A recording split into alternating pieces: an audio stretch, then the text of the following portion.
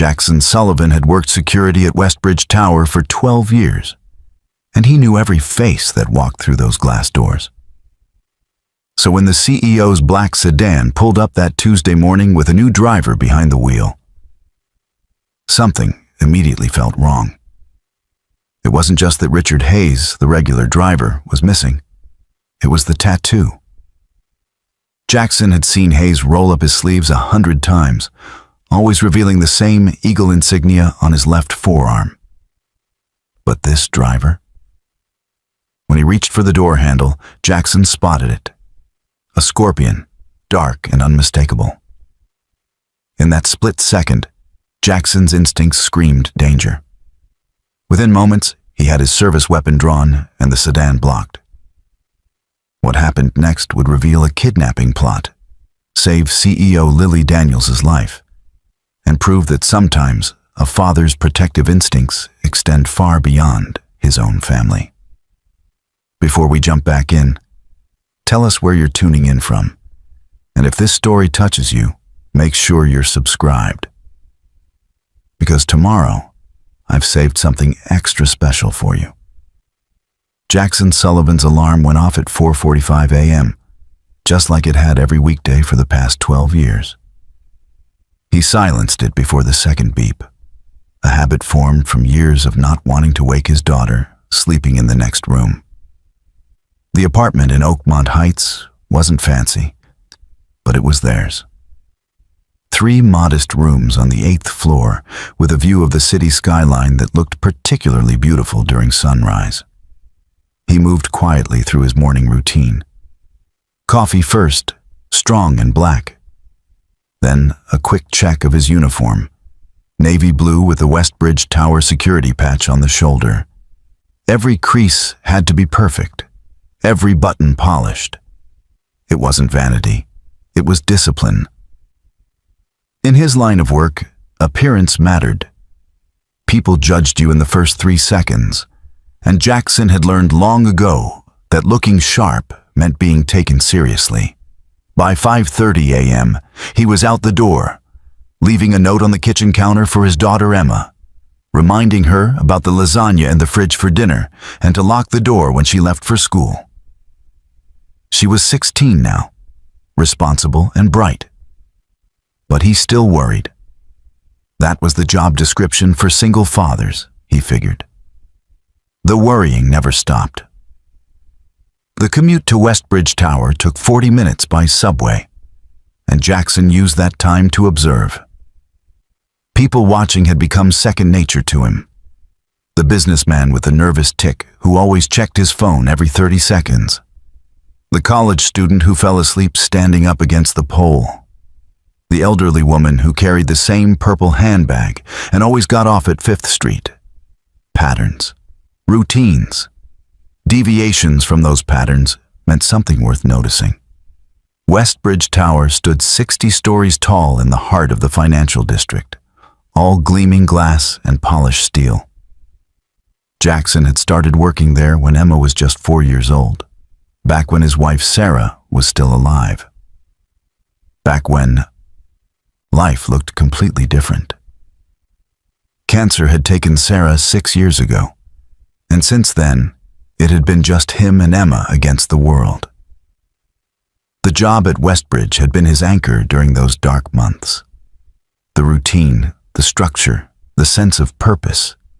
It had kept him moving forward when everything else felt like it was falling apart. He arrived at 6:15 a.m., 15 minutes before his shift officially started. That was another habit. Early meant prepared. He relieved the night shift guard, Anthony White, who looked exhausted after a quiet but long 12 hours. "Anything unusual?" Jackson asked, scanning the security logs. "Not a thing," Anthony replied, grabbing his jacket. "Quietest Tuesday night I've had in months. You've got smooth sailing today?" Jackson nodded and settled into his position at the main entrance desk. From here, he could see everything. The lobby stretched out before him, marble floors reflecting the early morning light, the elevator banks on either side, the executive parking garage entrance to his left. His station had 6 monitors showing feeds from cameras throughout the building. Over the years, he'd memorized every angle, every blind spot, every quirk of the system. The morning rush started around 7. Junior executives, administrative assistants, maintenance staff, they all filtered through with their security badges and tired smiles. Jackson greeted most of them by name. That was another thing he prided himself on. Knowing people, not just their faces, but their patterns. Who arrived early, who was always late, who looked stressed, who had just gotten engaged based on the new ring they kept glancing at. At 7:45 a.m., the executive-level staff began arriving. That's when Jackson's attention sharpened even more. The C-suite operated on a different schedule and required a different level of vigilance. These were the people who made decisions worth millions, who had enemies and competitors, who needed protection even if they didn't always realize it. Lily Daniels, the CEO of Westbridge Financial, typically arrived at 8 a.m. sharp. Her routine was clockwork precise. Richard Hayes, her driver for the past 8 years, would pull the black Mercedes sedan up to the executive entrance. He'd step out, walk around, open her door. She'd thank him, he'd nod, and she'd stride through the lobby with the kind of confidence that came from running a billion-dollar company before turning 40. Jackson had crossed paths with Ms. Daniels more than most security guards would with their CEO. 3 years ago, there'd been a suspicious package delivered to her office. Jackson had been the one to evacuate the floor and call the bomb squad. It turned out to be nothing, just a marketing stunt from an overzealous vendor. But Ms. Daniels had personally thanked him afterward. She'd asked about his family, learned about Emma, remembered it the next time they spoke. 6 months ago, there'd been an incident with a disgruntled investor who'd tried to force his way past the security desk, demanding to see her. Jackson had handled it professionally, firmly, preventing the situation from escalating. Ms. Daniels had sent a formal commendation to his supervisor and insisted on a raise for him. They weren't friends exactly, but there was mutual respect. She saw him as more than just another uniform, and he saw her as more than just another executive. In his eyes, part of his job was keeping her safe, even if the threats were usually nothing more than angry emails and the occasional pushy reporter. That Tuesday morning, Jackson was reviewing the weekend security reports when he noticed the time. 7:58 a.m. 2 minutes until Ms. Daniels's arrival. He glanced up at the monitor showing the executive entrance. Right on schedule, the black Mercedes sedan pulled into view. But something was wrong. Jackson's trained eye caught it immediately. The way the car approached was different. Richard Hayes always pulled up smoothly, with practiced precision, stopping exactly 4 feet from the curb. This approach was slightly jerky, the positioning off by at least a foot. Small details, but details mattered. The driver's door opened, and Jackson leaned forward, studying the monitor more carefully. The man who stepped out was wearing Richard's uniform, the standard black suit and tie that all executive drivers wore. He was approximately the same height and build. But something about his movement was wrong. Richard had a slight limp from an old soccer injury, a barely noticeable favor of his right leg. This man moved with even, measured steps. Jackson's hand moved to the radio clipped to his belt, his pulse starting to quicken. The driver walked around the front of the car, his face partially obscured by the angle of the camera. When he reached for the rear door handle, his sleeve rode up slightly. That's when Jackson saw it. The tattoo. Richard Hayes had an eagle tattooed on his left forearm, wings spread wide, a military tribute from his time in the service. Jackson had seen it countless times when Richard would roll up his sleeves on hot summer days. This man's tattoo was completely different. A scorpion, dark and detailed, its tail curved upward in a threatening pose. This wasn't Richard Hayes. Every alarm in Jackson's mind started firing at once. His 12 years of experience, his instincts honed from watching thousands of people every single day, all of it screamed the same thing: danger. Preparing and narrating this story took us a lot of time. So if you are enjoying it, subscribe to our channel. It means a lot to us. Now back to the story. Jackson's hand shot to his radio, even as his eyes remained locked on the monitor. His heart hammered against his ribs, but his training kept his voice steady. Control, this is Sullivan at main entrance. I have a situation developing at executive drop-off. Possible impersonation of authorized driver, requesting immediate backup. The response crackled back within seconds. Copy that, Sullivan. Units are on their way. What's your assessment? Driver is not Richard Hayes. Repeat, driver is not our authorized executive transport. Miss Daniels is in the vehicle. On the monitor, the fake driver's hand was on the rear door handle, about to open it. Lily Daniels would be stepping out any second, completely unaware that something was wrong. Every fiber of Jackson's being screamed at him to move, to act, to do something before it was too late. He bolted from his desk, his hand instinctively moving to the service weapon holstered at his hip. Westbridge Tower's security protocols were clear. Executive protection took priority over everything else. If there was a credible threat to C-suite personnel, armed response was authorized. This was credible. Jackson burst through the interior doors and into the executive entrance area, his weapon drawn but held low, his other hand raised in a commanding gesture. Step away from the vehicle. Hands where I can see them. The driver froze, his hand still on the door handle. For a moment, everything seemed to move in slow motion. Jackson could see the man's face clearly now, features he'd never seen before. Definitely not Richard Hayes. The man's eyes widened, but not with the surprise of someone being wrongly accused. It was the sharp, calculating look of someone whose plan had just been disrupted. Inside the car, Jackson could see Lily Daniels' silhouette through the tinted windows. She was reaching for her briefcase, completely unaware of what was happening just feet away. I said step away from the vehicle. Do it now. The fake driver's hand moved, but not away from the door. It slipped inside his jacket. That was all Jackson needed to see. Gun. He's going for a weapon. Jackson's voice cut through the morning air as he raised his own weapon to firing position, finger on the trigger guard. Not the trigger itself. Control. Discipline. His instructor's voice echoed in his head from academy training.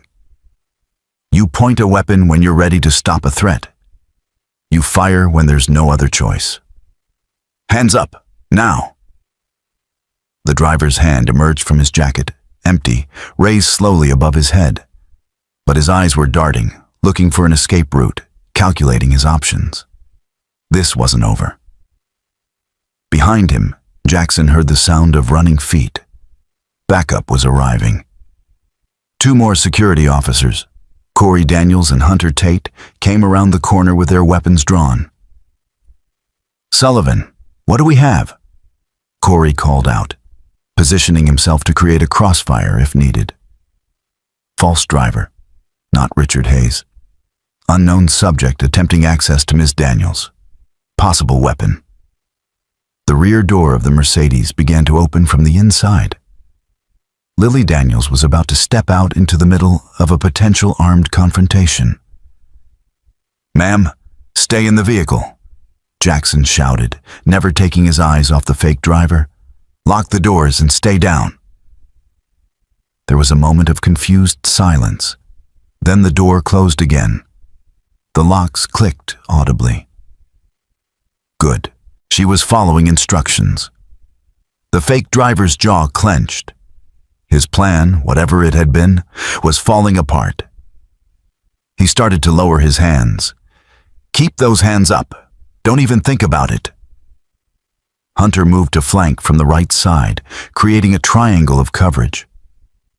By now, a small crowd had gathered inside the lobby, faces pressed against the glass doors, phones out and recording. This would be all over social media within minutes. Jackson didn't care. Let them record. Better a viral video than a tragedy. "On your knees, slowly, hands behind your head." The man hesitated, and for a brief moment, Jackson thought he might try to run. But with 3 weapons trained on him and nowhere to go, the fake driver finally complied.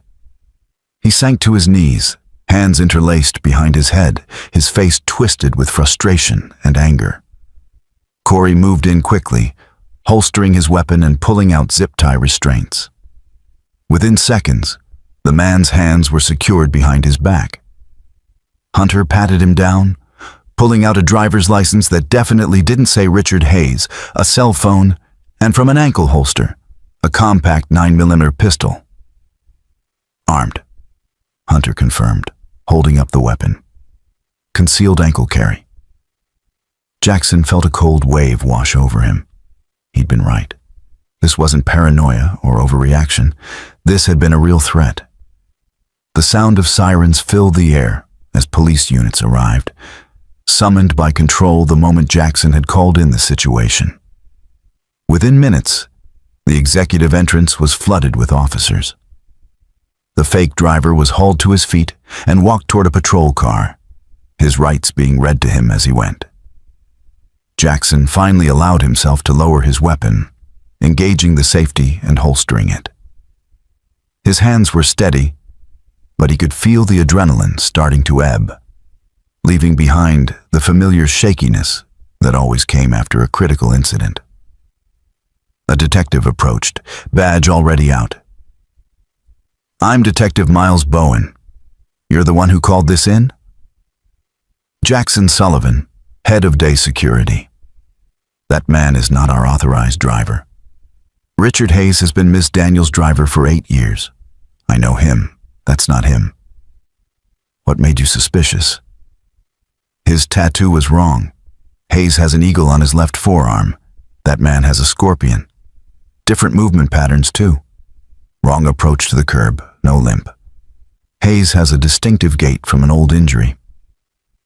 Detective Bowen's eyebrows rose. "You noticed all that from inside?"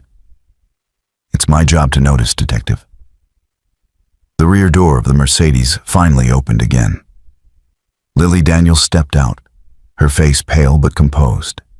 She looked at the scene around her, the police cars, the restrained suspect being loaded into a cruiser, Jackson standing with his hand still resting on his holstered weapon. She walked directly to him, her heels clicking on the pavement. "Mr. Sullivan." Her voice was controlled, but he could hear the slight tremor underneath. "What just happened?" "That wasn't Richard Hayes, ma'am. I don't know who he was or what his intentions were. But he was armed, and he wasn't your regular driver." She studied his face for a long moment, and then glanced at the police hauling the suspect away. "Where is Richard? My real driver?" "That's what we need to find out, ma'am. Right now, I need you to come inside where we can ensure your safety until we understand the full scope of this situation." Detective Bowen stepped forward. "Ms. Daniels, I'm going to need to ask you some questions. Do you have any idea who might want to harm you? Any recent threats, disputes, terminated employees with grudges?" Lily Daniels looked back at Jackson one more time. "He saved my life, didn't he?" "Possibly, ma'am," Detective Bowen replied.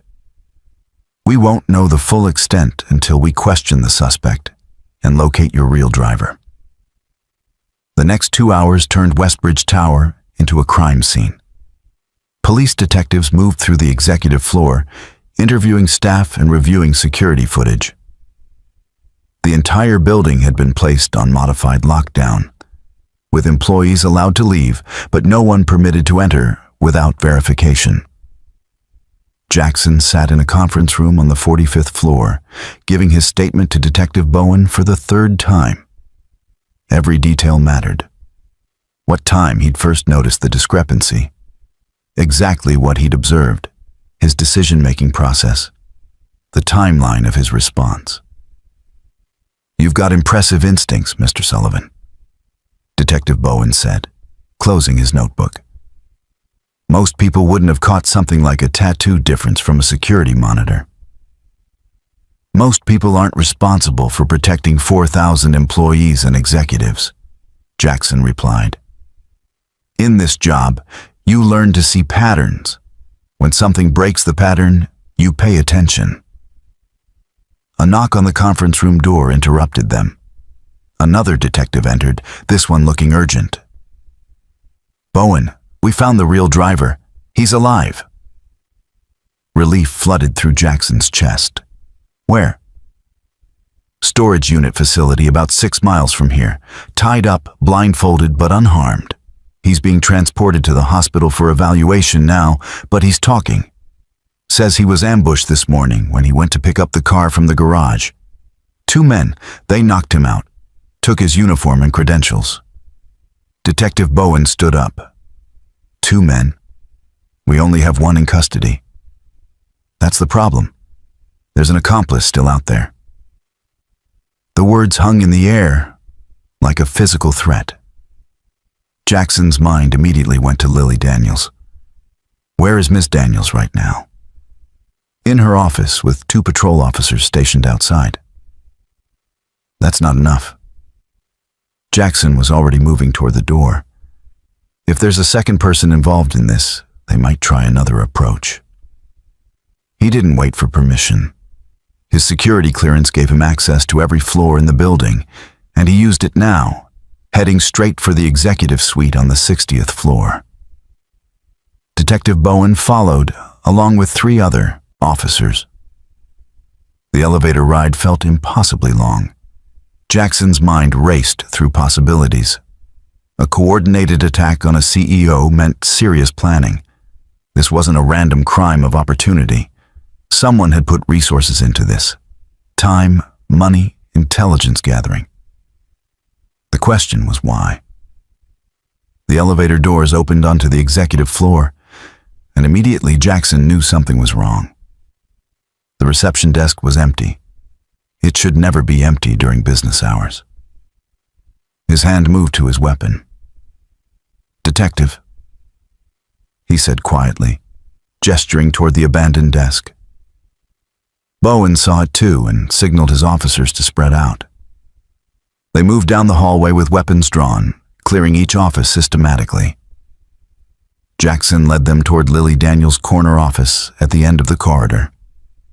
The 2 patrol officers who were supposed to be stationed outside her door were nowhere to be seen. Jackson's blood ran cold.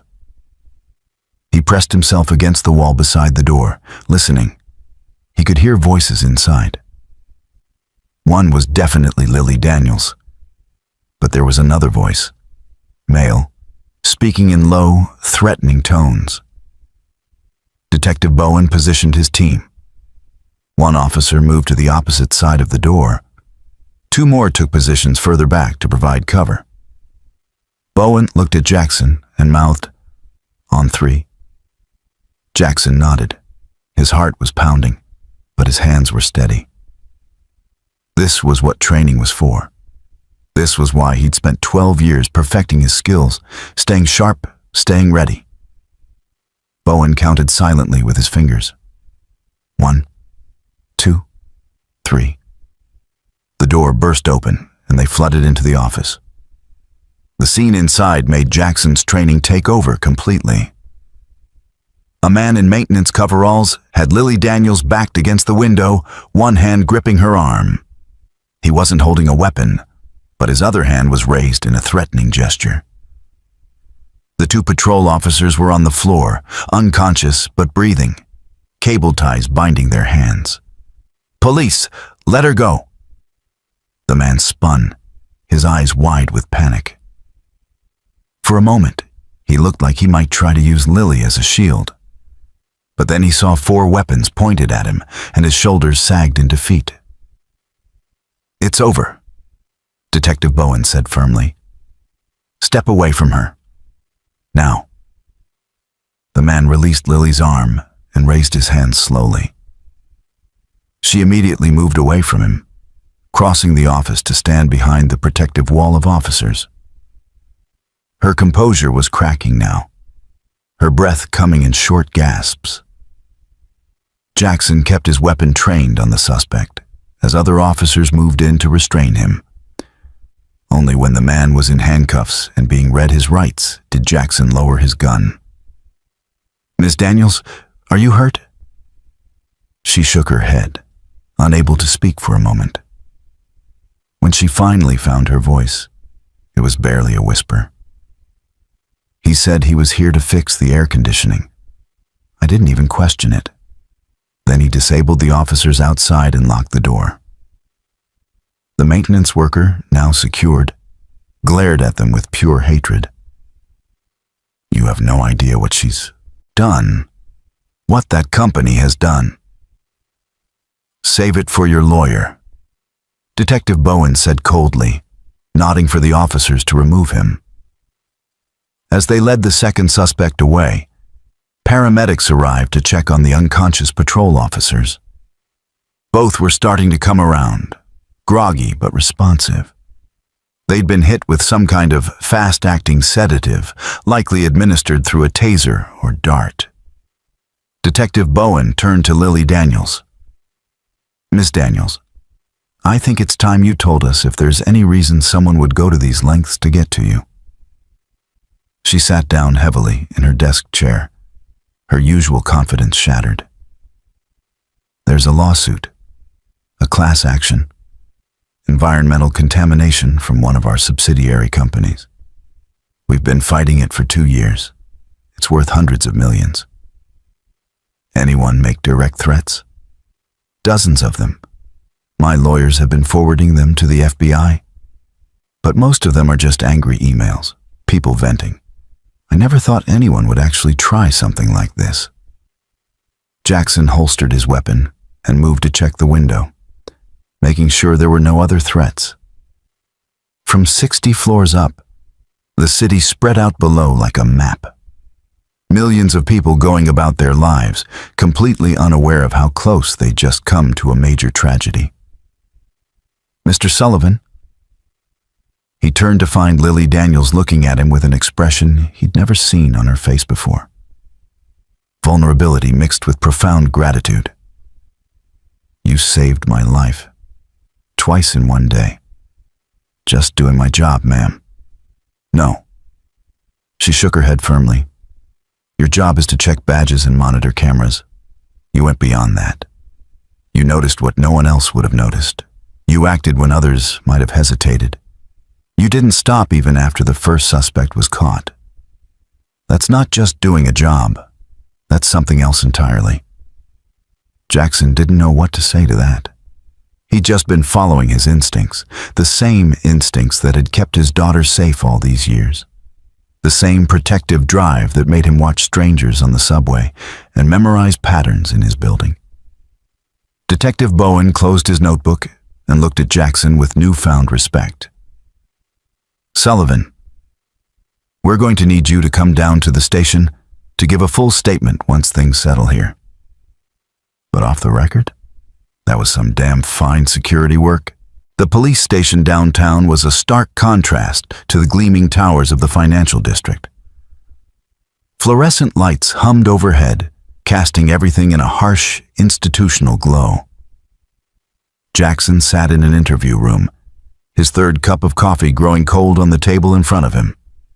He'd been here for 4 hours, going over every detail of the incident again and again. Detective Bowen entered with a thick file folder and a grim expression. "We've been interrogating both suspects. You're going to want to hear this." Jackson straightened in his chair, his fatigue momentarily forgotten. The man in the car was named Travis Kemp. The one who got into Miss Daniels' office was his brother, Nathan Kemp. Both of them lost their father 18 months ago. Cancer. Pancreatic cancer, specifically. "I'm sorry to hear that," Jackson said carefully, sensing there was more to the story. Their father, Robert Kemp, worked for 32 years at Holbrook Chemical Manufacturing. That's the subsidiary company Ms. Daniels mentioned, the one with the environmental lawsuit. Robert and 47 other workers were exposed to toxic chemicals for years. No proper safety equipment, no warnings, no monitoring. The company knew about the contamination and buried the reports. The pieces were starting to come together in Jackson's mind. They blamed Westbridge Financial for their father's death. More than blamed. According to their statements, they hold Miss Daniels personally responsible. Westbridge acquired Holbrook Chemical 3 years ago. The Kemp brothers believed that if they could get to her, they could force a settlement that would compensate all the families, or at least get justice for what happened to their father. Jackson leaned back in his chair, processing this information. So this wasn't about ransom or corporate espionage. This was about revenge.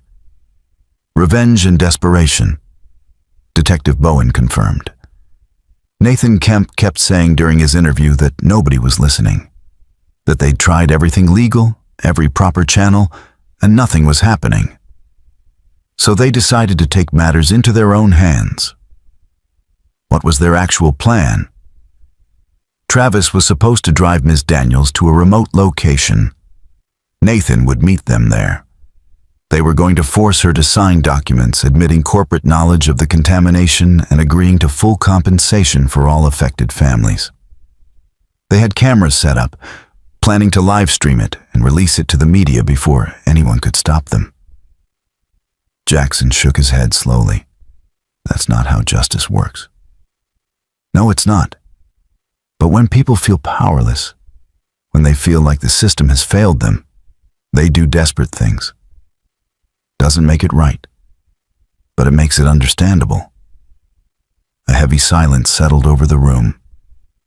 Jackson thought about his own life, about losing Sarah to cancer, about the medical bills that had nearly bankrupted him, about the nights he'd lain awake wondering if he could have done something differently, gotten her better treatment, caught it earlier.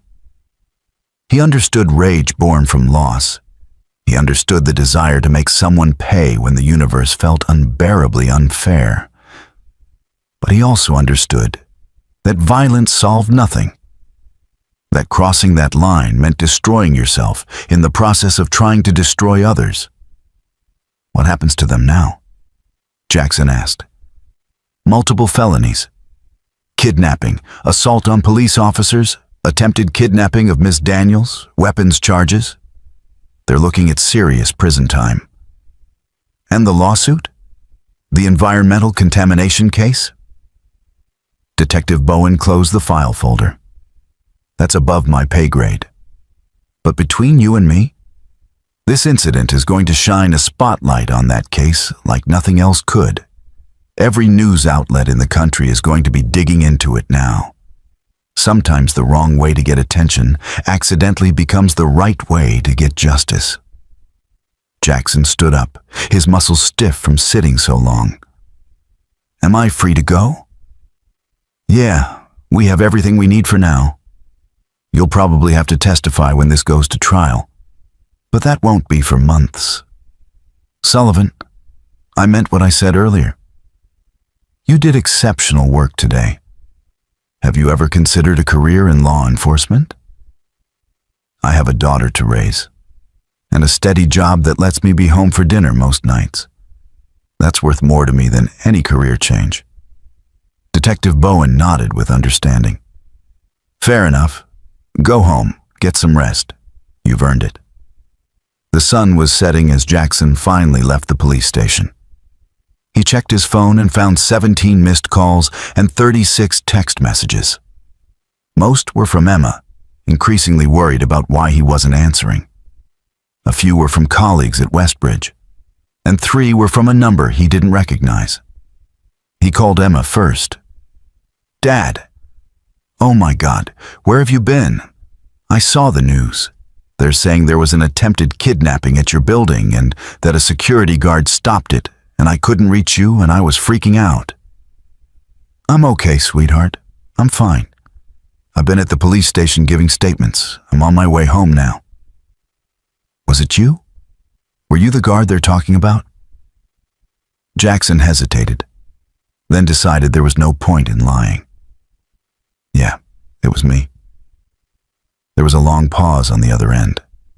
Then, in a quieter voice, "You stopped someone from kidnapping your CEO?" "Something like that." "Dad, that's insane. That's like action movie stuff. Are you sure you're okay? You're not hurt?" "Not a scratch on me, I promise. I'll tell you all about it when I get home. Have you eaten?" "Dad, I'm not worried about dinner right now. You were in a dangerous situation. And I'm trained for dangerous situations. It's going to be fine, Emma. I'll be home in about an hour. We'll talk then." After hanging up with his daughter, Jackson checked the unknown number messages. All 3 were from Lily Daniels. "Mr. Sullivan, this is Lily Daniels. I wanted to thank you again and make sure you're all right. Please call me when you can. Mr. Sullivan, I've spoken with our board of directors. We'd like to discuss your future with the company. I hope you'll take my call. Jackson, please, I need to know you're okay. What happened today was extraordinary, and I don't just mean professionally. Call me." It was unusual for a CEO to use an employee's first name. Even more unusual for her to sign a text message with just her first name. The informal tone suggested this had become personal for her too. Jackson called the number. She answered on the first ring. "Jackson, thank God. Are you all right?" "I'm fine, Miss Daniels. Just finished giving my statement to the police. I'm heading home now. I won't keep you long, but I need you to know something. What you did today went so far beyond the call of duty that I don't even have adequate words for it. You saved my life twice. You noticed details that nobody else would have caught. You put yourself in harm's way without hesitation. Ma'am, I was just doing my job." "Stop saying that," she said, and there was emotion in her voice now. "I've been the CEO of this company for 6 years. I've had security details, bodyguards, threat assessments. But today, the person who kept me alive was someone who noticed a tattoo was wrong. Someone who trusted his instincts over protocol. Someone who had the courage to act." Jackson didn't know how to respond to that, so he stayed quiet. Lily continued, her voice steadier now. "I want you to take the rest of the week off. Paid, obviously. Spend time with your daughter. Process what happened. And then I want you to meet with me and our head of corporate security. Because I have a proposition for you. And I think you're going to want to hear it." "What kind of proposition?" "The kind we should discuss in person. Can you come to my office Monday morning? 9 a.m.? Jackson thought about it for a moment. Whatever she was planning, it sounded significant. Life-changing even. And after 12 years of the same routine, the same position, the same steady but unremarkable path, maybe a change wasn't such a bad thing. "I'll be there," he said. Emma was waiting at the door when Jackson got home, and she practically tackled him with a hug the moment he stepped inside. For someone who usually acted too cool for displays of affection, she clung to him like she had when she was little. "I'm okay," he said softly, wrapping his arms around her. "I promise, I'm okay. They're calling you a hero on the news. It's all over Twitter. There are videos of you holding a gun on that guy. Dad, You look so intense in them. Come on, let's sit down. I'll tell you what happened. They settled on the couch, and Jackson walked her through the entire day. He didn't sugarcoat it, but he also didn't dramatize it. Just the facts, presented clearly and calmly. Emma listened with wide eyes, interrupting occasionally with questions. So, you just knew something was wrong because of a tattoo? The tattoo was part of it. But it was more than that. It was the way he moved, the way he approached the car. Little things that didn't match the pattern I'd observed hundreds of times before. Your brain picks up on inconsistencies even when you're not consciously looking for them. That's amazing, Dad. Like, genuinely amazing. I always knew you were good at your job, but I didn't realize you were that observant. Jackson smiled slightly. Well, I've had a lot of practice watching someone who tries to sneak cookies before dinner when she thinks I'm not paying attention. Emma laughed, some of the tension finally leaving her shoulders. Okay, fair. But seriously, what happens now? Are you in trouble? Could those guys try to come after you? They're in custody, and they're not getting out. As for what happens now, your guess is as good as mine. Miss Daniels wants to meet with me Monday morning. Said she has a proposition. Like a promotion? Maybe, I don't know. But whatever it is, we'll figure it out together. You and me, like always. Emma was quiet for a moment, then said, Mom would have been proud of you today. The words hit Jackson unexpectedly hard. He had to swallow past the sudden tightness in his throat before he could respond. Yeah, I think she would have been. They ordered pizza for dinner, Emma's favorite with extra cheese and pepperoni, and spent the evening deliberately not watching the news coverage. Instead, they watched an old comedy movie they'd seen a dozen times before, quoting the lines they knew by heart and just being present with each other. Later that night, after Emma had gone to bed, Jackson sat at the kitchen table with a cup of tea, thinking about the Kemp brothers, about Robert Kemp, dead from cancer caused by corporate negligence, about two sons driven to desperate acts by grief and rage, and the feeling that nobody was listening. He thought about his own experience with cancer, watching Sarah deteriorate over 18 brutal months. The helplessness, the fury at a disease that couldn't be reasoned with or fought with any conventional weapon. The desperate bargaining with a universe that didn't bargain back. If someone had told him back then that a corporation's negligence had caused Sarah's cancer, that profits had been prioritized over safety, that the truth had been deliberately hidden, would he have done something different? Would he have been driven to the same desperate measures as the Kemp brothers? He wanted to think he wouldn't. But he understood the temptation. He understood how grief could transform into rage, and rage into action that crossed lines that shouldn't be crossed. His phone buzzed with a text message. It was from Lily Daniels again. I've been thinking about what happened today. Not just the danger, but what you said to Detective Bowen about the Kemp brothers' father, about the lawsuit. I've spent the evening reading through the case files. Really reading them, not just the summaries my lawyers provided. You deserve to know that I'm horrified by what I found. We need to talk about this too. Monday. Jackson stared at the message for a long time before responding simply, Okay. The weekend passed in a strange blur. News vans camped outside Westbridge Tower, though they couldn't get to Jackson's apartment in Oakmont Heights.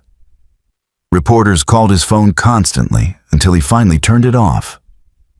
Emma showed him the social media coverage, hashtags trending about corporate security and attempted kidnappings, and debates about whether the Kemp brothers were villains or victims.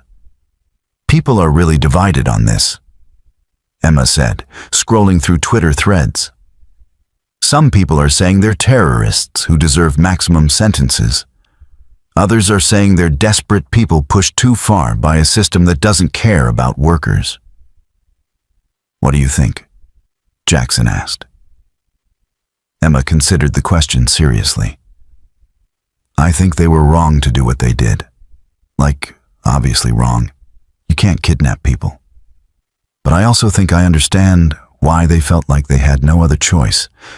Does that make sense? Yeah, Jackson said quietly. Yeah, that makes perfect sense. Saturday afternoon, a delivery arrived at their apartment. A massive flower arrangement, so large it barely fit through the door, with a card that read, "With profound gratitude, Lily Daniels." Emma made fun of how fancy it was, but Jackson caught her taking pictures of it to send to her friends. Sunday evening, Jackson pressed his best suit, the one he wore to parent-teacher conferences and the rare formal event. Whatever Lily wanted to discuss tomorrow, he wanted to look professional, prepared, ready for whatever came next. Emma noticed him checking his reflection in the mirror and came to stand in the doorway of his bedroom. "You look good, Dad." Very professional security director or whatever fancy title she's going to offer you. "I'm not a director. I'm head of day shift security at one tower." "For now," Emma said with a knowing smile. "But I bet that changes tomorrow." Monday morning arrived bright and cold. Jackson took the subway to Westbridge Tower, arriving at 8:30 a.m., even though the meeting wasn't until 9. Old habits. He was waved through security by Corey Daniels, who greeted him like a returning hero. "Man, the whole department has been talking about what you did. You made us all look good." "I just got lucky and noticed something off." "Don't sell yourself short, Sullivan. You saved her life. That's not luck, that's skill." The executive elevator felt strange without his security uniform. He was wearing civilian clothes, the pressed suit and a tie Emma had helped him pick out. As the numbers climbed toward 60, Jackson felt his nerves building. Whatever was about to happen would change things. He could feel it. The elevator doors opened onto the executive floor, and he was immediately greeted by a woman he didn't recognize. Professional, polished, wearing an expensive suit, and carrying a tablet. "Mr. Sullivan, I'm Clara Jennings, Ms. Daniels' executive assistant. She's expecting you. Please follow me." They walked down the now familiar corridor to Lily's office.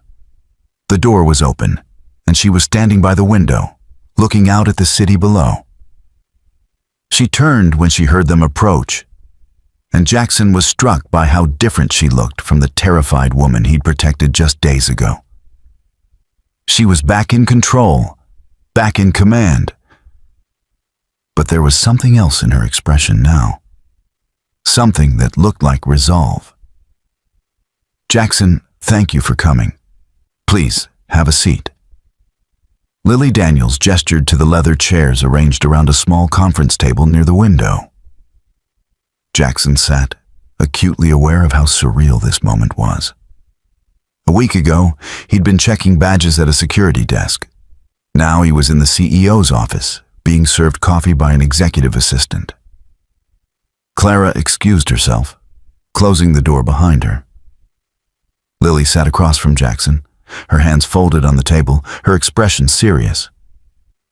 "Before we talk about your future, I need to tell you about some decisions I've made regarding the past." Jackson waited, sensing this was important. "I spent the entire weekend reviewing the Holbrook chemical case. Not the sanitized versions my legal team provided, but the raw evidence, the internal memos, the safety reports that were ignored, the cost-benefit analyses that valued profits over human lives." She paused, her jaw tight. "It made me sick, Jackson. Physically sick. I can imagine. When Westbridge acquired Holbrook 3 years ago, I trusted the due diligence process. I trusted my team when they said the environmental concerns were overblown, that the lawsuits were frivolous. I was wrong to trust blindly. I should have looked deeper. You can't personally investigate every acquisition, Jackson said carefully. No, but I can take responsibility when I discover the truth. This morning, I'm announcing that Westbridge Financial will settle the class action lawsuit. Full compensation for all affected workers and their families. Medical monitoring for anyone who was exposed. An independent audit of all safety practices at every subsidiary we own. And a personal apology from me. Jackson leaned back in his chair, genuinely surprised. That's going to cost the company millions. Hundreds of millions, actually. The board fought me on it all weekend. 3 directors threatened to resign. I told them they were welcome to, but this was happening regardless. She met his eyes steadily. Robert Kemp and 47 other people died because of negligence that happened on my company's watch. His sons were driven to commit crimes because they felt unheard. That ends now. That's a brave decision. It's the right decision. But it's also strategically smart. The media attention from Thursday's incident means this story isn't going away. We can either be the company that fought transparency and lost in court, or we can be the company that did the right thing when confronted with the truth. I prefer the latter. Jackson nodded slowly, impressed by her pragmatism as much as her ethics. So, where do I fit into all of this? Lily opened a folder on the table and slid a document across to him. I'm creating a new position at Westbridge. Executive Director of Security and Risk Assessment. The job would be to oversee all security operations across every property we own, manage threat assessment, and most importantly, be a direct line to my office for any concerns about safety or ethical issues. Jackson scanned the document, his eyes widening as he saw the salary figure. It was more than triple what he currently made. The benefits package included full coverage for Emma's college tuition, comprehensive health insurance, and a substantial signing bonus. This is generous, Ms. Daniels. Very generous. You deserve it. But I'm not offering you this position just because of what happened Thursday. I'm offering it because of how you approached Thursday. You noticed what others missed. You acted decisively when action was needed. You didn't hesitate to put yourself at risk to protect someone else. Those are the qualities I need in someone I trust with this level of responsibility. I've never managed security on this scale before. I'm head of day shift at one building. And you excel at it.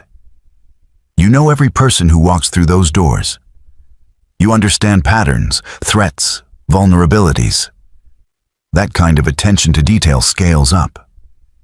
Besides, you'd have a full team supporting you.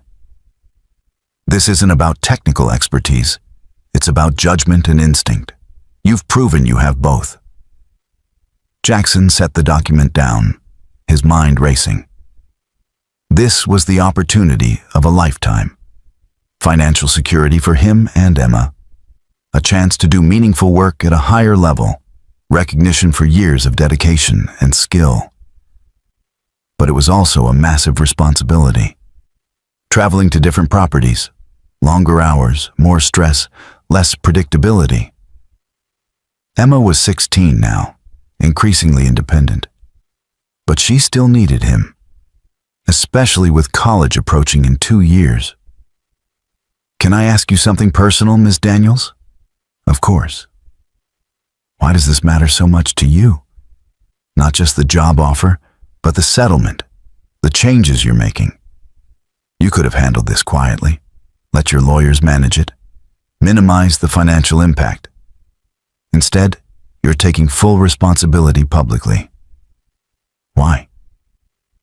Lily was quiet for a moment, looking out the window at the city below. My father started Westbridge Financial 40 years ago, built it from nothing into what it is today. He died 3 years ago, right before we acquired Holbrook. I've spent every day since trying to live up to his legacy, to prove I deserved this position, not because I was his daughter, but because I was capable. She turned back to Jackson. But somewhere along the way, I forgot that his legacy wasn't just about profits and growth. It was about integrity. He used to say that a company's character is revealed not in success, but in how it handles failure. When confronted with mistakes at Holbrook, I could hide behind lawyers and legal strategies. Or I could handle it the way my father would have, with honesty and accountability. He sounds like he was a good man. He was. And Thursday, when I was trapped in my own office with someone who blamed me for his father's death, I realized something. The Kemp brothers lost their father to corporate negligence. They were willing to throw their lives away because they felt that injustice demanded a response. I can't bring Robert Kemp back, but I can make sure his death meant something. That the system changes, that other families don't suffer the same loss. Jackson understood then that this wasn't just about business or liability management. This was personal for her, just as protecting people had always been personal for him. I need some time to think about the offer, he said, to talk to my daughter. This would be a big change for both of us. Take all the time you need. The position isn't going anywhere, and neither are you. Whatever you decide, you'll always have a place at Westbridge. They stood, and Lily extended her hand. Jackson shook it, feeling the firm grip of someone who'd been tested and emerged stronger. One more thing, Lily said as he turned to leave. I spoke with the district attorney this morning about the Kemp brothers. I'm not pressing charges for the attempted kidnapping. They'll still face consequences for what they did to Richard Hayes and the police officers. But I won't add to their sentences. They've suffered enough, and so has their family. Jackson smiled slightly. Your father would be proud of you, Ms. Daniels. I hope so. And Jackson, call me Lily. If we're going to be working together at this level, we might as well drop the formalities. As Jackson left the office and headed back down to the lobby, he pulled out his phone and texted Emma. Big news. Let's talk tonight over dinner. Your choice of restaurant. Her response came immediately. OMG, what happened? Did you get promoted? Are we rich now? He smiled and typed back. Something like that. We'll figure it out together. Jackson took Emma to Salvatore's, an Italian restaurant they reserved for special occasions. Birthdays, good report cards, milestones worth celebrating. The moment they sat down, Emma leaned forward with barely contained excitement. Okay, spill. What happened? You're being all mysterious and it's killing me. Jackson pulled out the folder Lily had given him and slid it across the table. Emma opened it, her eyes scanning the document. He watched her expression change from curiosity to shock, to something that looked almost like pride. Dad, this salary, this is insane. This is like life-changing money. It's a significant increase, yes. Significant? Dad, this is more than 3 times what you make now. And they're offering to pay for my college? Full tuition? She looked up from the document, her eyes wide. You said yes, right? Please tell me you said yes. I told her I needed to think about it, to talk to you first. Emma set the folder down, her expression suddenly serious. Why would you need to think about it? This is everything you've worked for. Recognition, better pay, actual career advancement instead of just being stuck in the same position forever. Because it's not just about me, Emma.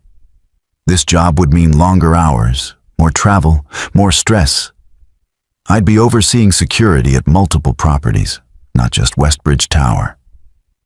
There would be late nights, emergency calls, times when I couldn't be home for dinner.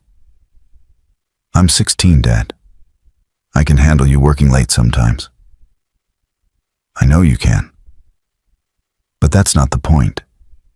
We've had a routine for years now. A good routine. I don't want to mess that up just for a bigger paycheck. Emma reached across the table and took his hand, a gesture so reminiscent of her mother that it made Jackson's heart ache.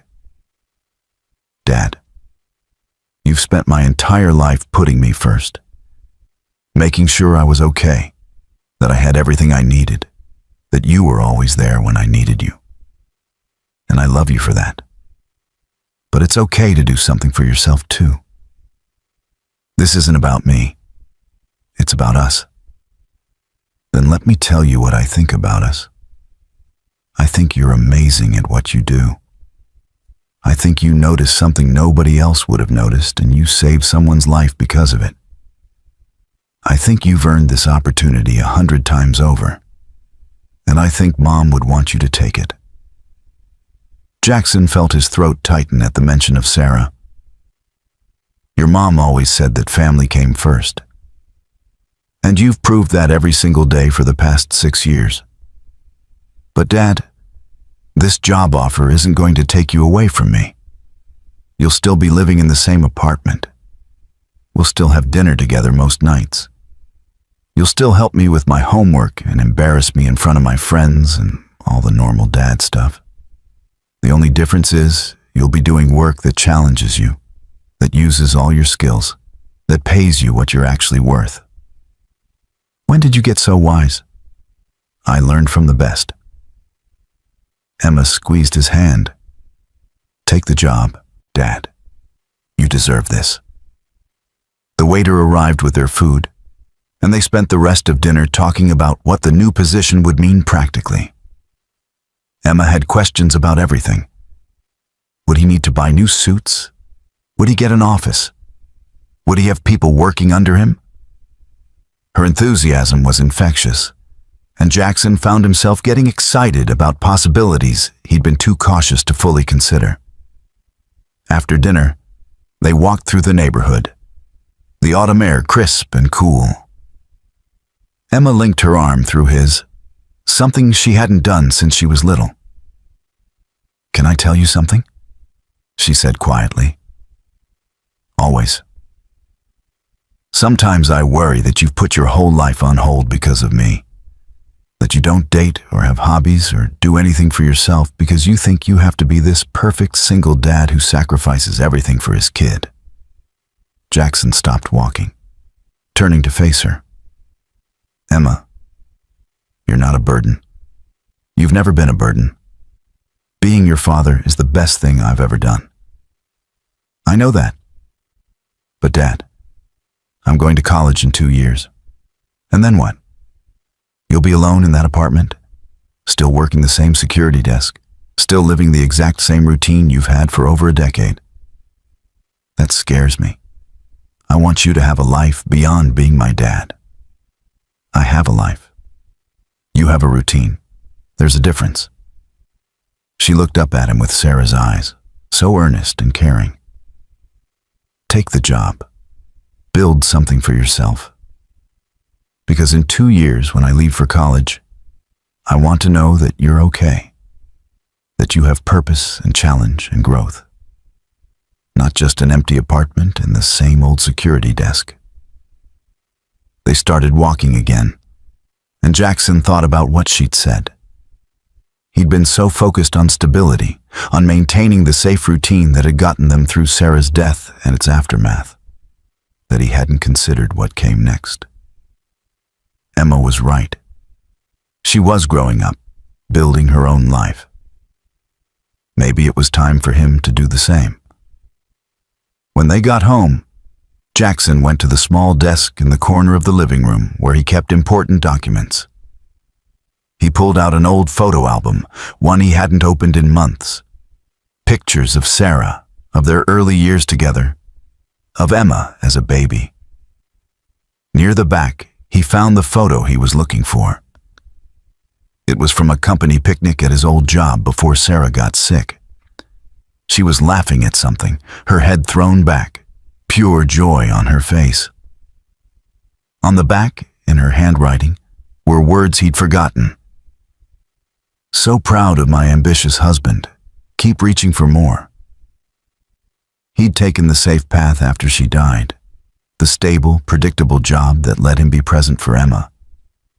There was no shame in that choice. It had been the right decision at the time. But maybe Emma was right. Maybe it was okay to want more now, to reach for more. Jackson pulled out his phone and composed a text to Lily Daniels. "I've thought about your offer. I'd like to accept the position. When do I start?" The response came within minutes, even though it was after 10 p.m. "Welcome to the executive team, Jackson. Report to HR on Wednesday to finalize paperwork. Your first official day will be the following Monday. And thank you for saying yes. You won't regret this."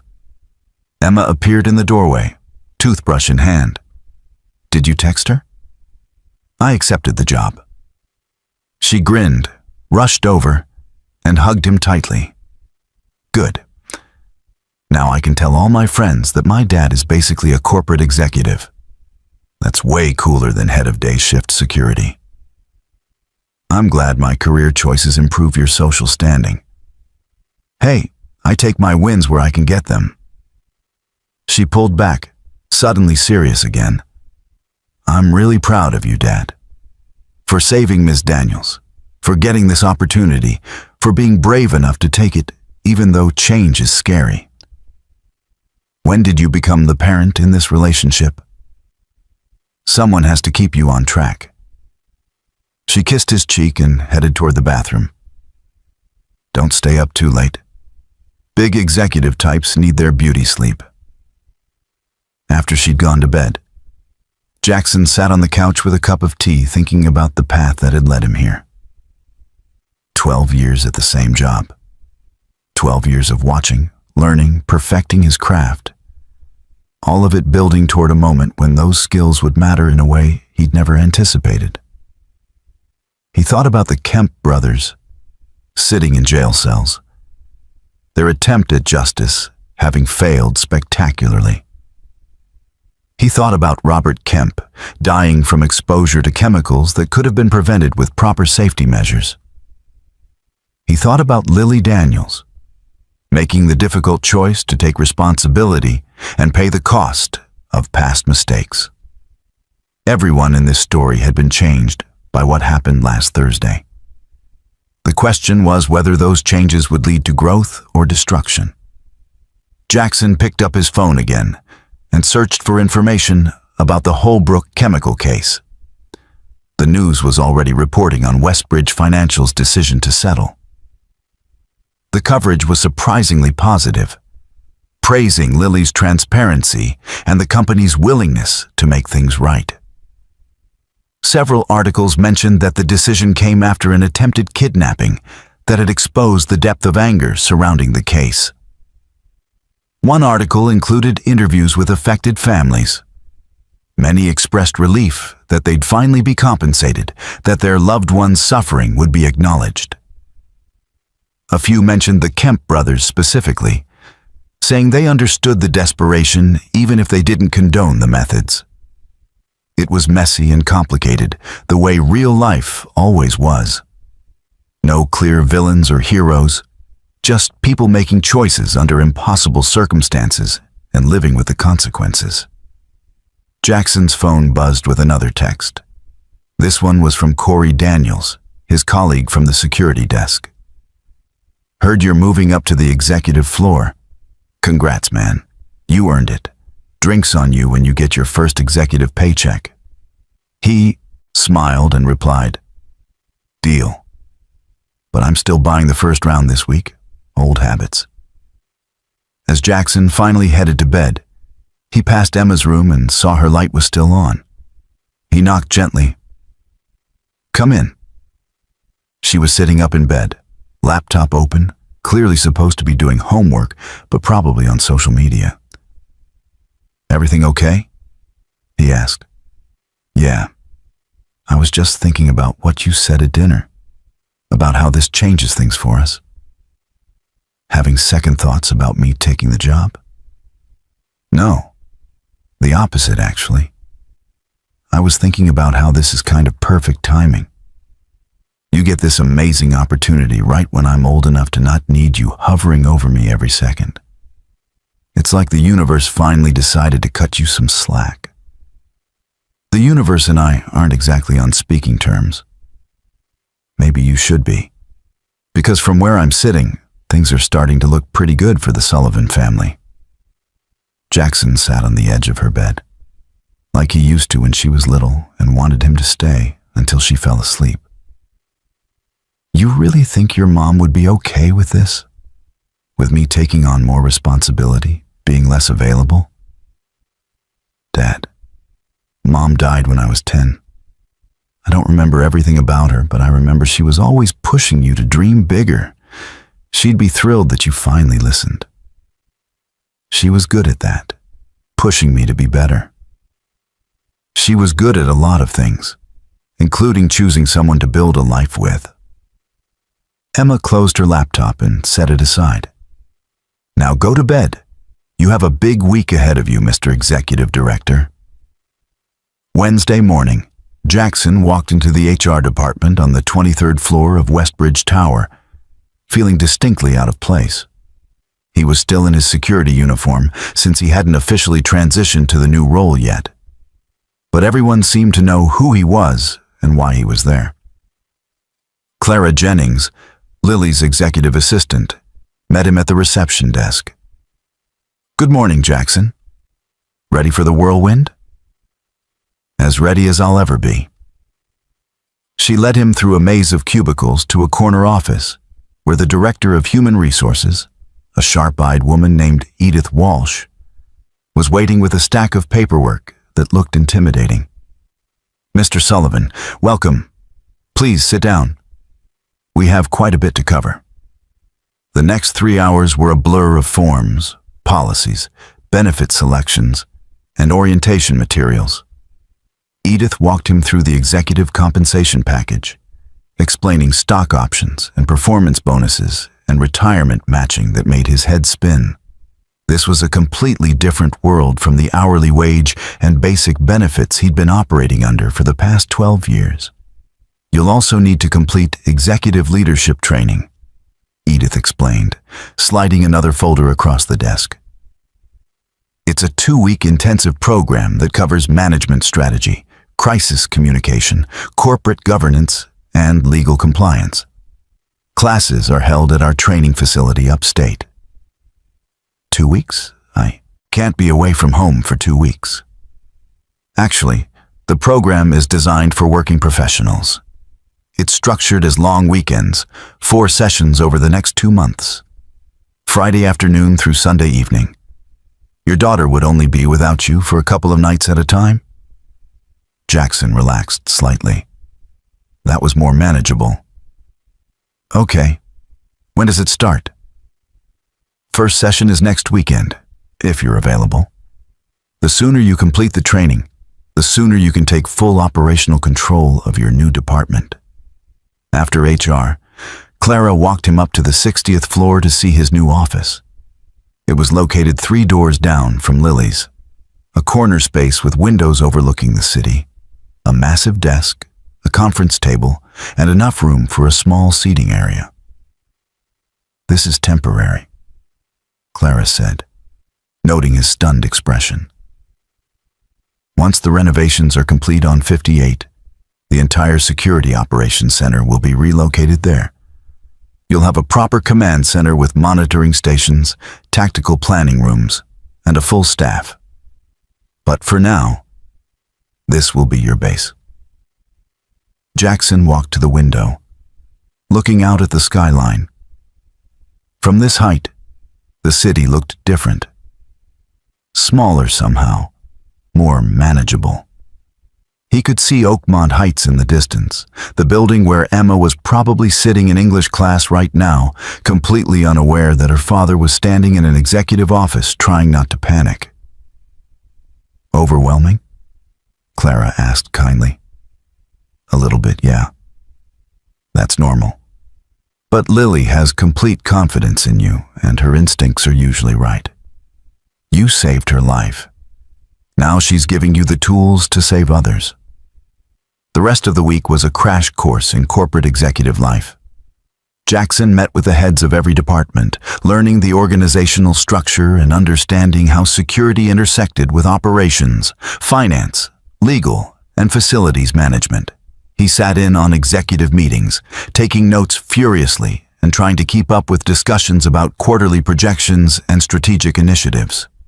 Hunter Tate, who'd been acting as interim head of security, showed him the current protocols and systems in place. Hunter had 15 years of experience and could have easily been resentful about being passed over for the promotion, but instead he was gracious and supportive. "Honestly, Sullivan, you're the right person for this job," Hunter said as they reviewed the security infrastructure. "I'm good at executing procedures, but you think differently. You see patterns. That's what this role needs." "I'm going to need your help," Jackson admitted. "There's so much I don't know about managing operations at this scale." "And you'll learn. But here's the thing about security work. All the technical knowledge in the world doesn't matter if you don't have the instinct to know when something's wrong. You've got that in spades. The rest is just logistics." By Friday afternoon, Jackson's head was spinning with information, protocols, policies, personnel files, threat assessments, emergency procedures. He'd filled an entire notebook with notes and still felt like he was barely scratching the surface. Lily called him into her office at the end of the day. "How are you holding up?" she asked, gesturing for him to sit. "Honestly, I feel like I'm drinking from a fire hose." "That's a good sign. If you felt comfortable already, I'd be worried." She leaned back in her chair, studying him. "I wanted to update you on the Holbrook situation. The settlement documents were filed this morning. We're establishing a compensation fund of $420 million for affected workers and their families." Jackson let out a low whistle. "That's significant. It's what they deserve. But more than that, we're implementing new safety protocols across every subsidiary. Independent audits quarterly, direct reporting lines for safety concerns that bypass management and come straight to the executive level. I don't want something like this happening ever again on my watch. That's going to require oversight and enforcement." "Yes, it is, which is partly why I created your position. Security isn't just about preventing external threats, Jackson. It's about creating a culture where people feel safe to report problems, where safety is prioritized over profits, where someone with your instincts is empowered to say no when something doesn't feel right. That's a lot of responsibility. You can handle it. You've already proved that." She paused, then added, "I also wanted you to know that I visited the Kemp brothers yesterday, in jail." Jackson straightened in surprise. "You did?" "I needed them to hear directly from me that their father's death mattered. That the settlement isn't just about legal liability, it's about acknowledging that what happened to Robert Kemp and the other workers was wrong. Preventable, inexcusable." "How did they react?" "Travis broke down. Nathan was angrier, more resistant. But I think they both heard me. I told them I wasn't excusing what they did, but I understood the desperation that drove them to it. I told them that when they get out, if they want jobs, I'll personally ensure they have opportunities.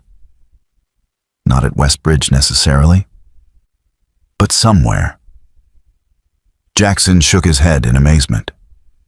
Most CEOs would write them off completely. Most CEOs didn't have someone willing to put his life on the line to protect them. You showed me what real courage looks like, Jackson. The least I can do is try to match it in my own way. That evening, Jackson picked Emma up from school and took her shopping for professional clothes. He needed suits for his new role, dress shirts, appropriate shoes. Emma appointed herself as fashion consultant, vetoing anything she deemed too boring or old-fashioned. "Dad, you're an executive now. You need to look like someone who's in charge, not someone who's apologizing for being in the room." "I don't apologize for being in rooms." "You kinda do, though. You've spent so long trying to blend into the background that you've forgotten how to stand out. But this job requires you to stand out." They settled on 3 new suits, a collection of shirts and ties, and shoes that cost more than Jackson typically spent on clothes in 6 months. Emma insisted on taking pictures to show her friends, claiming her dad was having a makeover montage worthy of a movie. "You know what would make this complete?" Emma said as they loaded shopping bags into the car. "If you actually went on a date sometime, really embrace this whole new life chapter. Slow down there, one major life change at a time." "I'm just saying, you're going to be working with all these executive types now. Surely there's someone worth asking to dinner." "Emma, fine, I'll back off. But the offer to help you set up a dating profile stands whenever you're ready." Noted and filed away in the never happening category. She laughed and changed the subject, but Jackson thought about what she'd said. The idea of dating felt strange, almost disloyal, even though Sarah had been gone for 6 years. But maybe that was part of this transition too. Not just a new job, but permission to imagine a different future. One where he wasn't defined solely by loss and responsibility, but by possibility and growth.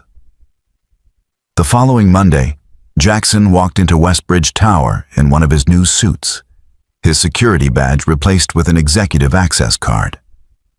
People who used to just nod at him in passing now stopped to congratulate him. Junior executives who'd barely registered his existence suddenly wanted to introduce themselves. It was disorienting and humbling and exciting all at once. His first official act as Executive Director of Security and Risk Assessment was to call a meeting with his entire team, 23 security personnel from across all shifts. Facilities managers and IT security specialists crowded into the conference room on the 60th floor.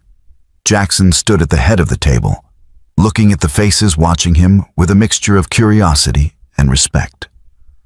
"I'm not going to pretend I have all the answers," he began. 2 weeks ago, I was checking badges at the front desk. Now I'm standing here in a suit that cost more than my monthly rent, responsible for security operations I'm still learning about. That's terrifying, honestly." A few people chuckled, and he saw some of the tension leave the room. "But here's what I do know. I know that security isn't about following procedures blindly. It's about paying attention, trusting your instincts, and having the courage to act when something feels wrong. Every single person in this room has instincts worth listening to. My job isn't to micromanage you or second-guess your decisions. It's to create an environment where your expertise is valued and your concerns are taken seriously." He paused, making eye contact with different people around the table. What happened last week could have ended very differently. A CEO could have been kidnapped or killed. But it didn't happen because someone paid attention to a detail that seemed small. A tattoo. That's the level of awareness I want us to cultivate across every property we protect. Not paranoia, but mindfulness. Not fear, but preparedness. Hunter raised his hand. "What's your priority for the first month?" "Getting to know each of you and understanding our current vulnerabilities. I'll be visiting every property we oversee, meeting with every team member, reviewing every protocol. And I want feedback. If something doesn't make sense, if a procedure seems inefficient, if you see gaps in our coverage, I want to know about it." 3 months into his new role, Jackson had settled into a rhythm that felt challenging but sustainable. The executive training had been intense, but valuable, teaching him management strategies and leadership techniques he'd never encountered in his previous work. He'd visited all 15 properties under Westbridge Financial's umbrella, from office towers to manufacturing facilities to research centers. Each location had its own unique security challenges, and Jackson found himself energized by the variety.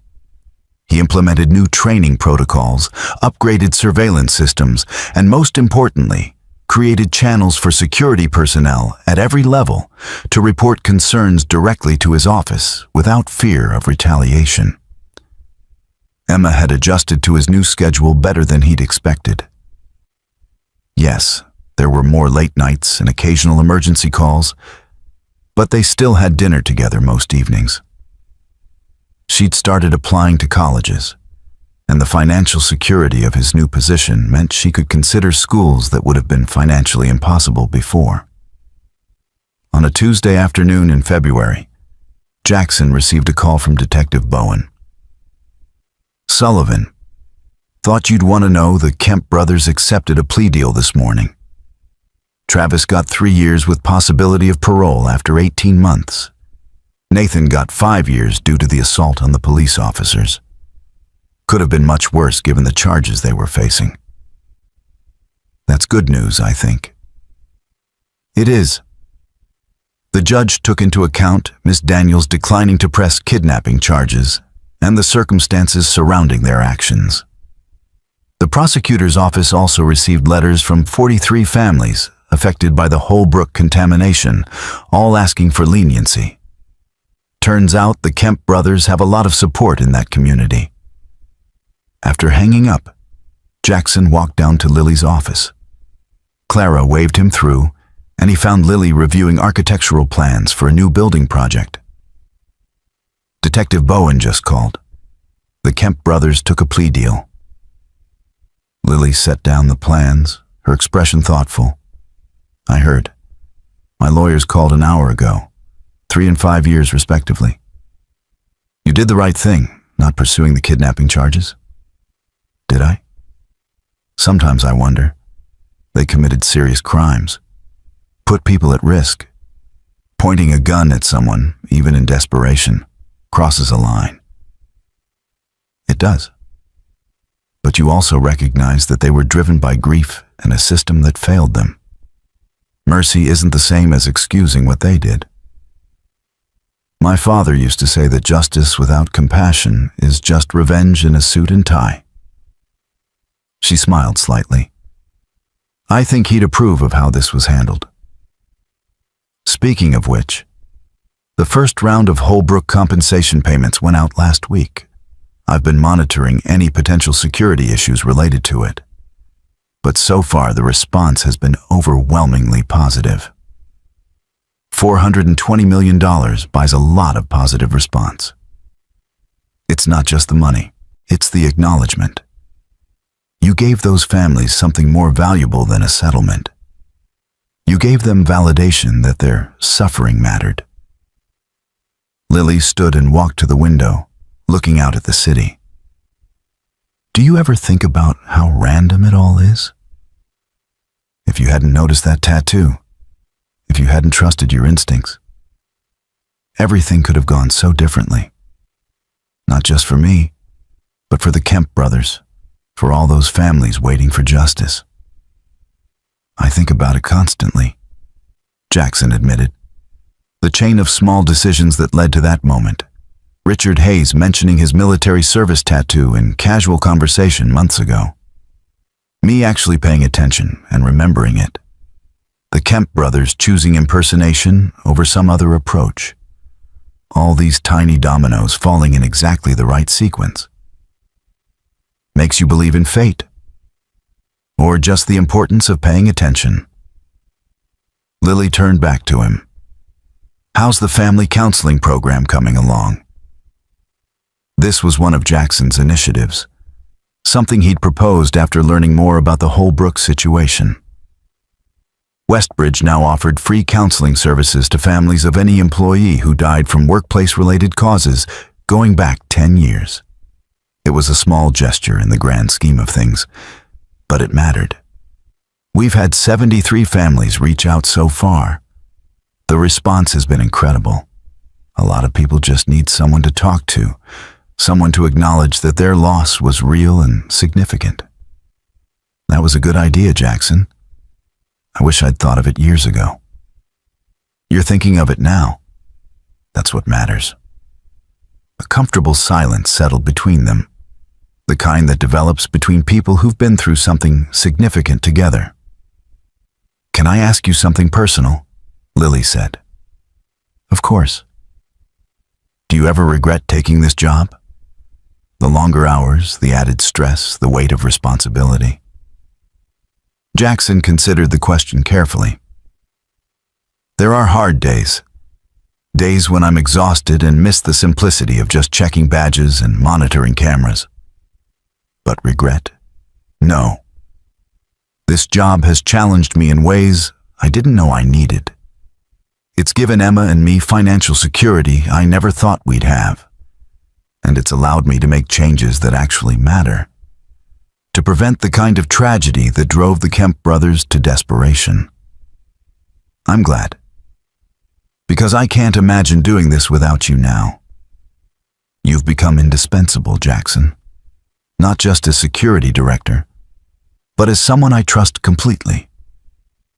Before Jackson could respond, his phone buzzed with an alert. He checked it quickly, his expression shifting to concern. "What is it?" Lily asked. "Security breach at the research facility in Parkview. Attempted unauthorized access to the server room. The team detained someone, but they're asking for guidance on protocol." Within minutes, they were on a conference call with the Parkview facility manager and security team. Jackson asked pointed questions, assessed the threat level, and made decisions that came naturally now after 3 months of practice. The situation was resolved within 20 minutes, with the intruder identified as a former contractor with a grudge, rather than any serious corporate espionage attempt. "Nice work," Lily said after the call ended. "You handled that perfectly." "I had good people on the ground doing the actual work. I just connected the dots and made the call." That's leadership, Jackson. Trusting your team and making decisive calls when needed. That evening, Jackson met Emma for dinner at a restaurant near her school. She'd texted him earlier, asking if they could talk about college decisions, and he could tell from her message that something was weighing on her. "So," she said once they'd ordered, "I got accepted to Cornell." "Emma, that's amazing.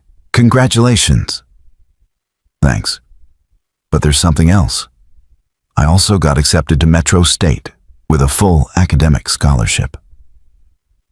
Jackson understood immediately.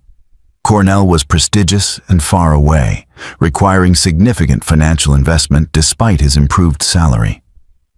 Metro State was local, affordable with the scholarship, and would let Emma stay close to home. "You're worried about leaving me alone," he said gently. "I mean, kind of. You've got this whole new career thing happening, and you're still adjusting, and I feel like maybe I should stay local for a while. Be around in case you need me." "Emma, listen to me. I want you to choose the school that's best for you, not the one that's most convenient for me. If Cornell is where you want to go, then that's where you should go. But what about you? I'll be fine. Better than fine, actually.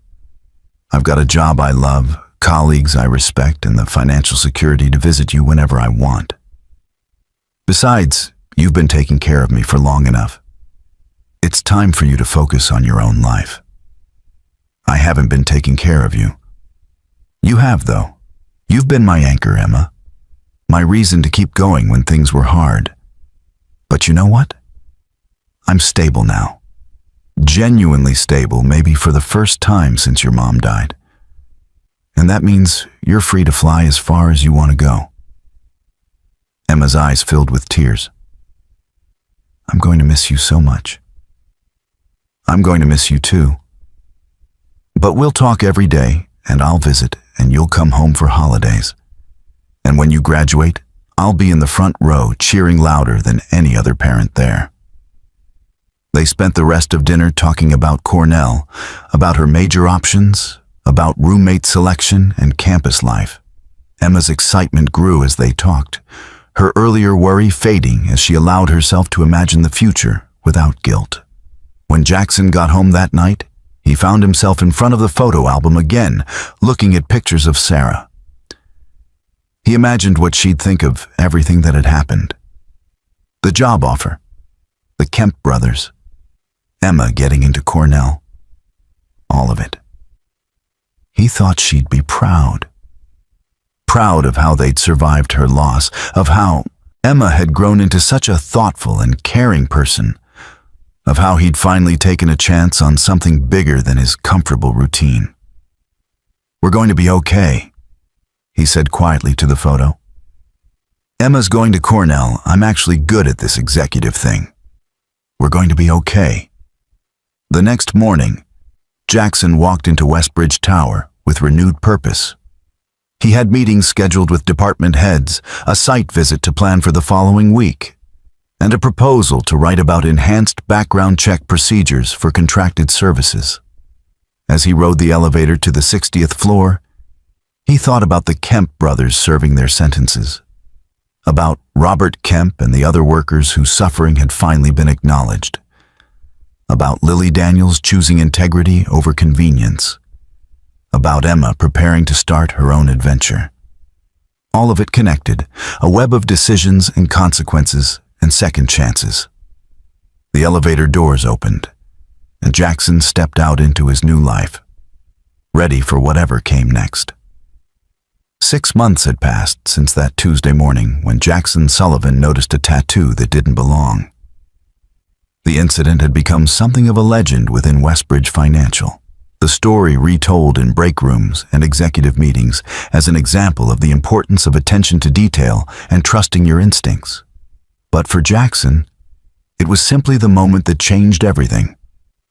He stood in his office on the 58th floor, looking out at the newly completed Security Operations Center that stretched across the entire wing. 12 monitoring stations, a tactical planning room, a training facility, and offices for his growing team of 32 security professionals. It was more than he'd ever imagined when he first took the job. Hunter Tate knocked on the open door. "Got a minute, boss?" "Always. What's up?" "Just got word from Parkview facility. They've completed the new access control system installation. Want to schedule a site visit to review the protocols? How about next Tuesday? And Hunter, I want you to lead that inspection. You've earned the autonomy." Hunter grinned. "Appreciate that. I'll set it up." After Hunter left, Jackson checked his watch. He had a lunch meeting scheduled with Lily, something that had become a monthly tradition. They'd meet at a quiet restaurant downtown, review security matters, and talk about broader company initiatives. But more than that, they'd become genuine friends, bound by the shared experience of that terrifying day and the choices they'd both made in its aftermath. The restaurant was busy when Jackson arrived, but they had a corner table reserved. Lily was already there, reviewing something on her tablet. "Working through lunch again?" Jackson said as he sat down. "Some habits are hard to break." She put the tablet away and smiled. "How's Emma? All settled at Cornell?" "She loves it. Called me last night to complain about her roommate's taste in music, which apparently means everything is going great. If she wasn't complaining about something, I'd be worried." "And how are you handling the empty nest?" Jackson considered the question. The apartment in Oakmont Heights felt bigger without Emma, quieter in ways that sometimes unsettled him. But it was a different kind of quiet than the grief-stricken silence after Sarah died. This was the silence of possibility, of a chapter ending and a new one beginning. "I'm adjusting. Turns out I actually enjoy having time to myself. I've started going to the gym in the mornings, joined a book club that meets on Thursdays. Small things, but they feel significant. A book club? Jackson Sullivan, you're becoming downright social. Don't spread it around. I have a reputation to maintain. They ordered lunch, and Lily's expression grew more serious. I got a letter last week from Travis Kemp. Jackson set down his water glass. What did it say? He's doing well in prison, apparently. Taking college courses, working in the library. He wanted to apologize again for what he and his brother did. And he wanted to thank me for the settlement, for acknowledging what happened to their father. That took courage, writing that letter. He also asked if the job offer still stood. When he gets out in 6 months, he wants to work, to rebuild his life. Are you going to honor it? I am. I've already spoken to our HR director about it. Travis will start in our facilities maintenance department. It's not glamorous, but it's honest work with room for advancement. And I'm going to personally ensure he has access to counseling and support services. Jackson shook his head in admiration. You could have easily ignored that letter. Most people would have. Most people didn't have someone willing to draw a weapon to protect them because a tattoo looked wrong. You showed me what real vigilance looks like, Jackson. The least I can do is show the same commitment to rehabilitation and second chances. Their food arrived, and the conversation shifted to lighter topics. Lily talked about a new acquisition the company was considering, asking for Jackson's input on security implications. He appreciated that she valued his opinion beyond just tactical matters, that she saw him as a strategic partner rather than just the head of security. There's something else I wanted to discuss, Lily said as they finished their meal. The board approved my proposal to create a corporate ethics oversight position. Someone whose sole job is to monitor subsidiary operations, investigate safety concerns, and ensure we never have another Holbrook situation. That's a smart move. I want you to help me interview candidates. Your instincts about people are exceptional, and this role requires someone with integrity and courage. Sound familiar? I'll make time. When do you want to start the process? Next month, but there's no rush. I want to find the right person, even if it takes a while. As they left the restaurant, Lily paused on the sidewalk. Can I tell you something? That day, when you pulled your weapon and stopped that car, I was terrified. Not just of the situation, but of how close I'd come to disaster without even knowing it. But what scared me more was realizing how many other threats I wasn't seeing, how many vulnerabilities existed that I'd been ignoring. You can't see everything. That's impossible. No. But I can build a team of people who see things I miss. That's what you've done with the security department. You've created a culture where people feel empowered to speak up, where observations matter, where instinct is valued as much as protocol. That's what good security should be. It's what good leadership should be. And you've become an exceptional leader, Jackson. I hope you know that. Jackson felt a surge of gratitude and pride. 6 months ago, he'd been a security guard checking badges. Now he was shaping policy, managing teams, and making decisions that affected thousands of people. The transformation still felt surreal sometimes, but it also felt right.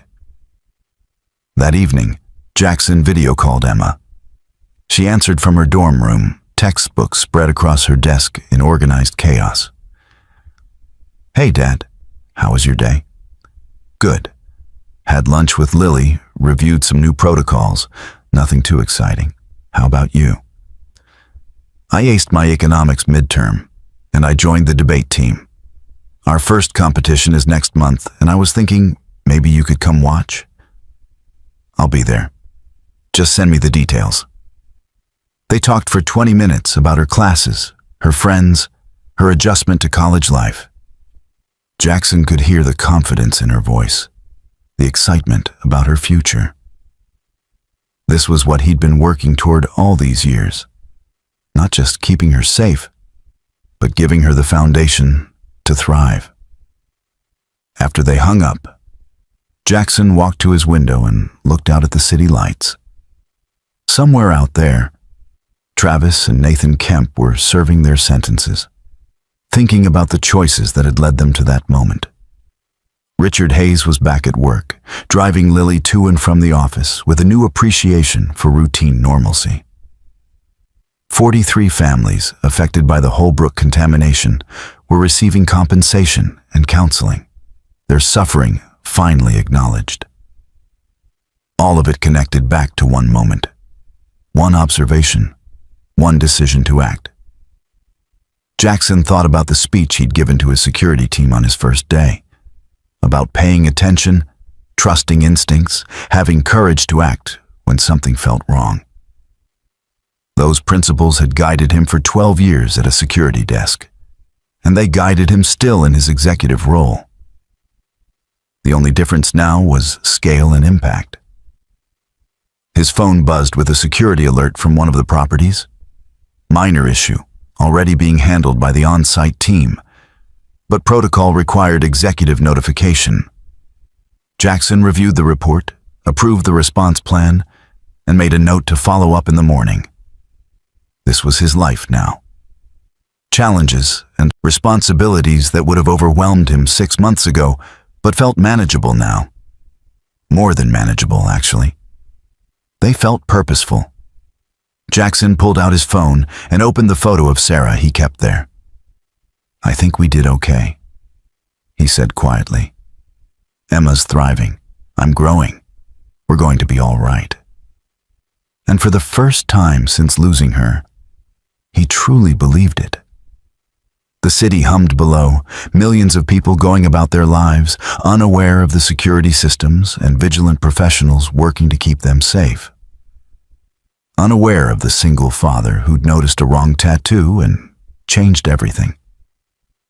Jackson smiled, closed the photo, and turned back to his desk. Tomorrow would bring new challenges, new decisions, new opportunities to make a difference. He was ready. Up next, you've got 2 more standout stories right on your screen. If this one hit the mark, you won't want to pass these up. Just click and check them out. And don't forget to subscribe and turn on the notification bell so you don't miss any upload from us.